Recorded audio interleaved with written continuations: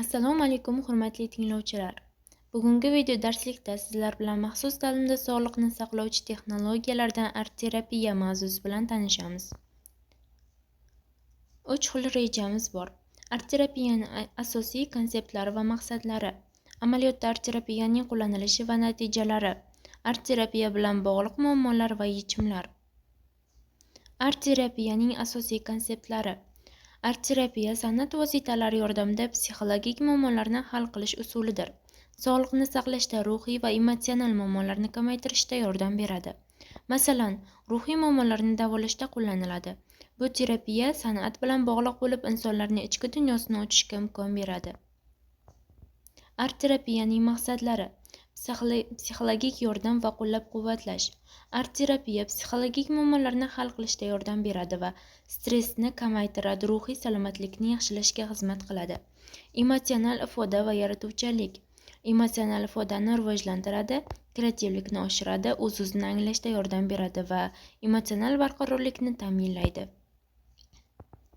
Arт-terapiya jarayonida foydalanilgan usullar: rasm chizish va bo'yash.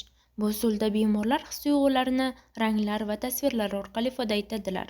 Stressni kamaytiradi va muammolarni ochiqroq ko'rsatadi. Haykaltaroshlik va boshqa san'at shakllari. Bemorlar loy yoki g'ishtdan shakllar yaratib, ichki dunyosini tashqi ko'rinishda ifoda qiladilar. Ijodiy faollikni oshiradi va muammolarni yangi nuqtai nazardan ko'rishga yordam beradi. Musiqa va harakat orqali ifoda. Musiqa tinglash va ijro etish yoki harakat qilish bilan bemorlar his-tuyg'ularini tashqi shaklda ifoda etadilar. Ayniqsa, harakat bilan ifoda qilishda qiyinchilik sezadiganlar uchun foydalidir. Arт-terapiya foydali ta'sirlari. Arт-terapiya stressni kamaytiradi, depressiya bilan kurashishda yordam beradi. O'z-o'zini anglashni rivojlantiradi. O'z-o'zini anglash va o'zgarishlar. Arт-terapiya orqali shaxslar his-tuyg'ularini ifoda etadi, muammolarni aniqlaydi, shaxsiy o'sishni qo'llab-quvvatlaydi. Jamiyatda arт-terapiyaning ahamiyati. Bu usul ijtimoiy bog'liqlikni kuchaytiradi, muhtoj guruhlar va yoshlar o'rtasida muhitni yaxshilashda muhim rol o'ynaydi. Arт-terapiya amaliyotda keng qo'llaniladi, jumladan psixologiya, ta'lim va sog'liqni saqlash sohalarida. Masalan, bolalar psixologiyasida rasm chizish orqali his-tuyg'ularni ifoda etish. Arт-terapiyada foydalaniladigan usullar: rasm, loy, musiqa, raqs terapiyasi kabi texnikalar mavjud. Har bir texnika individual yoki guruh shaklda amalga oshiriladi. Sog'liqni saqlash, masalan, stressni kamaytirish va ruhiy sog'liqni mustahkamlash uchun arт-terapiya texnikalari, jumladan musiqa, raqs va loydan ishlash qo'llaniladi. Muvaffaqiyat uchun texnikalarni tanlashda bemor ehtiyojlari va individual yondashuv muhim. Amaliyotda muvaffaqiyatli natijalarga erishish uchun mos usul va texnikalarni tanlash zarur. O'lchov usullari: anketalar, intervyular va kuzatuvlar natijalarini baholash uchun ishlatiladi. Samaradorlik ko'rsatkichlari: statistik ma'lumotlar terapiyaning foydasini ko'rsatadi. Natijalar tahlili: olingan ma'lumotlar statistik va sifatli usullar bilan tahlil qilinadi. Tadqiqot metodlari: ilmiy maqolalar va amaliy ishlar muvaffaqiyatini tasdiqlaydi. Arт-terapiya jarayonida foydalaniladigan materiallar. Arт-terapiyada foydalaniladigan materiallar orasida bo'yoqlar, qog'ozlar va san'at asboblari bo'ladi. Ularning tanlovi terapiya maqsadlari, bemorlar yoshiga va qobiliyatiga qarab belgilanadi. Masalan, bolalar uchun rangli qog'ozlar va pastel, kattalar uchun akril bo'yoqlar va kulrang qo'llaniladi. Materiallar tanlovi: terapiya maqsadlari bemorning yosh va qobiliyatiga mos bo'lishi kerak. Bolalar uchun rangli qog'ozlar va pastel, katta yoshdagilar uchun akril bo'yoqlar, kollaj uchun qog'ozlar, chizish uchun turli asboblar ishlatiladi. Bu materiallar bemorning ijodiy faoliyatini qo'llab-quvvatlaydi. Arт-terapiyada yuzaga keladigan muammolar: ishtirokchilar motivatsiyasi, resurslar yetishmasligi, vaqt muammolari. Buni hal qilish uchun motivatsiya saqlash, resurslarni samarali boshqarish, vaqtni rejalashtirishni amalga oshirish muhim. Muvaffaqiyatli misollar: oldindan tayyorlangan materiallar, onlayn sessiyalar, motivatsiya strategiyalari.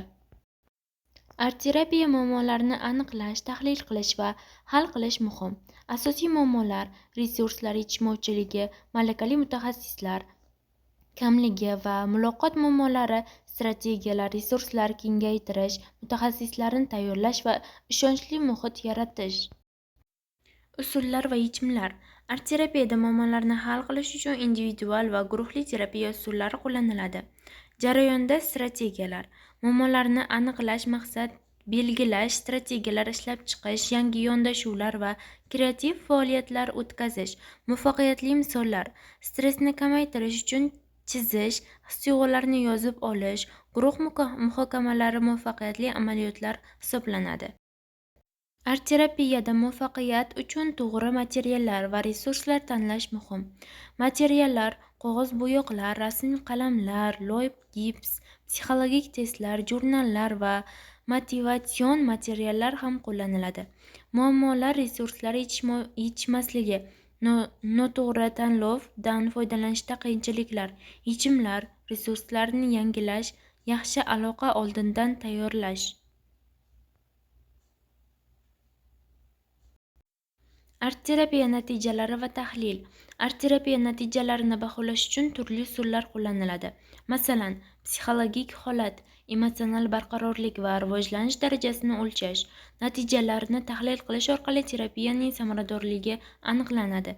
Kelajakda individual yondashuvni kengaytirish, yangi texnologiyalarni joriy etish va bemor fikrlarini tizimli o'rganish tavsiya etiladi.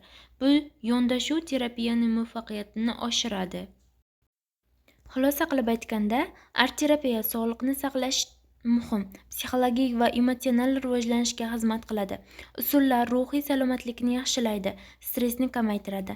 Muvaffaqiyatli misollar va natijalar uchun samaradorligini ko'rsatadi. Muammolarni hal qilish usullari bilan tanishish, rivojlanish uchun imkoniyatlar yaratadi. Tadqiqotlar va innovatsiyalar sog'liqni saqlash tizimiga qo'shadi. Hamkorlik va ilmiy izlanishlar chaqiriqlar mavjud. E'tiboringiz uchun rahmat.